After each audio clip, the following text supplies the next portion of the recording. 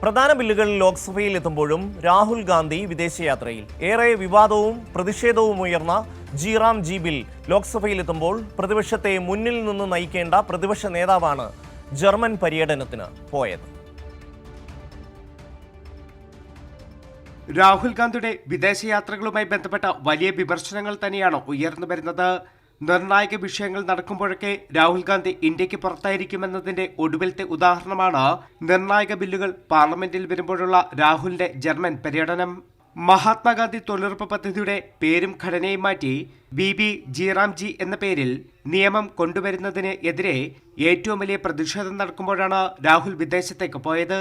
പ്രതിപക്ഷ നേതാവെന്ന നിലയിൽ ലോക്സഭയിൽ പ്രതിപക്ഷം ബില്ലിനെ എതിർക്കുമ്പോൾ മുന്നിൽ നിന്ന് നയിക്കേണ്ട ആളാണ് പ്രതിപക്ഷ നേതാവെന്ന ഉത്തരവാദിത്തം മറന്നാണ് ജർമ്മനിയിലേക്ക് പോയതും.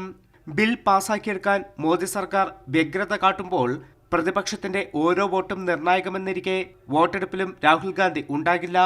കോൺഗ്രസ് എംപിമാർക്ക് ഇനിയുള്ള 3 ദിവസം സഭയിൽ ഉണ്ടാകണമെന്ന് നിർദ്ദേശിച്ച് നൽകിയ വിപ്പും അവരുടെ പ്രധാന നേതാവിന് ബാധകമല്ലെന്നതും ചോദ്യം ചെയ്യപ്പെടുന്നുണ്ട്. പാർലമെന്റിലെ നിർണായക സമയത്തുള്ള രാഹുൽ ഗാന്ധിയുടെ വിദേശയാത്രയിൽ കോൺഗ്രസിനകത്ത് തന്നെ അതൃപ്തി പുകയുന്നുണ്ട്. ജനകീയ വിഷയങ്ങൾ ഏറ്റെടുക്കാൻ നേതൃത്വം തയ്യാറാകണമെന്ന വിമർശനവുമായി മുതിർന്ന നേതാവ് പൃഥ്വിരാജ് ചവാൻ ഉൾപ്പെടെയുള്ളവരും രംഗത്തു വന്നിട്ടുണ്ട്. ബീഹാർ തെരഞ്ഞെടുപ്പ് അടുത്തപ്പോൾ സൗത്ത് ആഫ്രിക്ക, വോട്ടർ അധികാർ യാത്രയ്ക്ക് പിന്നാലെ മലേഷ്യ, 2023 തെരഞ്ഞെടുപ്പിന് മുന്നേ ഉസ്ബെക്കിസ്ഥാനിലേക്ക്, ഇങ്ങനെ നീളുന്നുണ്ട് രാഹുൽ ഗാന്ധിയുടെ നിർണായക സമയത്തെ നാടുവിടലുകൾ.